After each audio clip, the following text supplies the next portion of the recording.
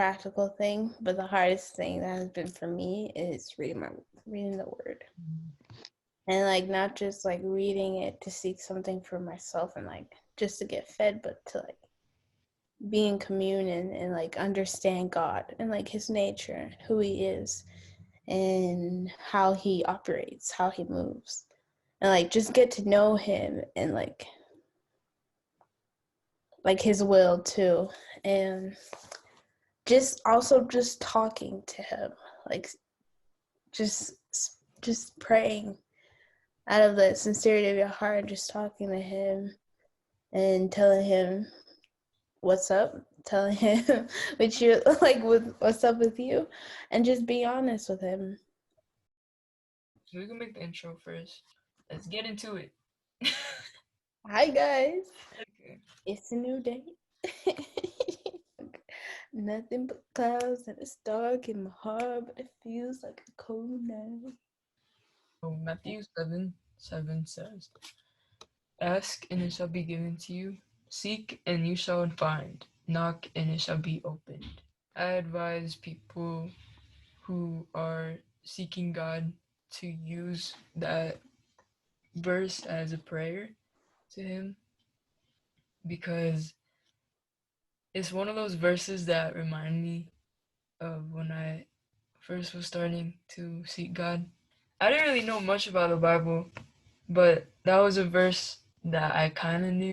When I was first starting to seek Him, I would say, "God, you said if I ask, then I'll receive, and if you say that if I seek, I'll find, and if I knock, the door will be open." And I would be like, "God, I'm asking and I'm seeking and I'm knocking because I want to know you. Please reveal yourself to me." Being patient is another thing too. It's not going to be on our own timing. Sometimes it's right away, sometimes it's not. For me, it took a couple weeks or like a week until I started realizing, like, okay, this is real. The word is really good. James 4:8 is saying that draw near to God and he will draw near to you. Well, that's the first part. So it does go with what you were saying, like ask and we're going to seek. Like if you seek God, you'll find him. And if you seek him wholeheartedly, you're going to find him. I was like, and if you're drawing near to him, he's not going to just close his ears, to, like close himself to you.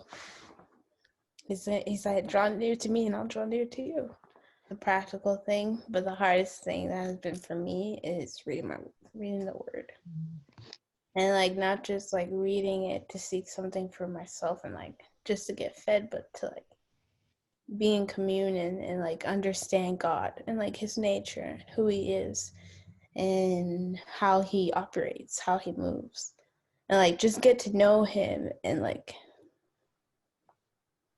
his will too. And just also just talking to him, like just praying out of the sincerity of your heart, just talking to him and telling him what's up, telling him what you like with what's up with you, and just be honest with him. And also finding fellowship, like being with other Christians. That really helps to see Christ in other people. Helps you also to say, hey, Christ, he might be legit. Like he might. But yeah.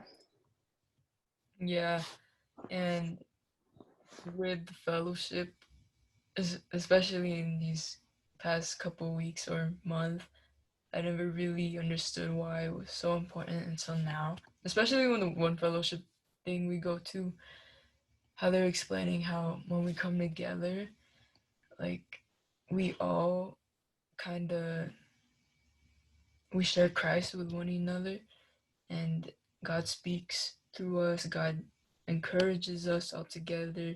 We're being built together to be that dwelling place of God. Yeah. And I'll include a verse here for that. Seeing the fruit, those who bear the fruit, like the actual fruit that Christ says, you'll know them by their fruit. Like it makes you see like God is real. That someone, us, like a fallen, like humans, we're able to do good. But I mean, even the world can still do good. But we're able to do it out of like the kindness and the genuineness of our heart, because it's not us who live, it's Christ who lives in us. And when he's expressed through our lives, we're able to touch and impact other people. Mm-hmm.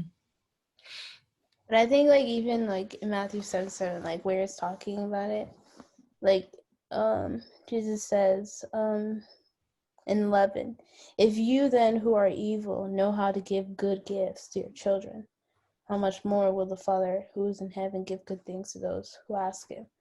So he's saying like those who are even evil, they know how to do good things. They know how to give good things to the things. That's just showing that like you're saying like people in this world can still do good. Wow. So, Is that the conscience thing? We're impure, but God is pure. yeah. Well, seek the Lord. Mm-hmm. Yeah. Actually read your word, the word. I've been struggling with it, but the more that I just find the time to read it, then he speaks. In those moments where I'm like, okay, I'm going to read. He speaks. I was Yeah. like, it's not empty words when you've been hearing your whole life. Read the word, read the word, read the word of God. Yeah. I think another thing I'm learning is that he is speaking. He does speak. Like these words, the Bible, are like it's spiritual. Yeah. Spirit and life type words. And that's why, yeah, I think that's why it's so important to ask and pray before you read, so that you could gain that understanding of who he is and what he actually means. Yeah. Because a lot of people could be deceived or misinterpret the word. Even as Christians, I mean, we're not perfect, but with God, but God corrects us and teaches us because he's also a teacher. Yep. See you next week. Same time, 1 p.m. Yeah, 1 p.m. Sunday. Bye. Youth See my group. white hands. Yeah, there's youth service every Wednesday. It starts at 6:30. So from 6:30 to 7, we just kind of hang out and eat, and then 7 o'clock is when the service starts. And there's also connect groups on Sunday at 11 a.m. in the youth room. This is the youth free youth Yeah. podcast. Yeah. And if you guys are The just podcast. what podcast, yeah.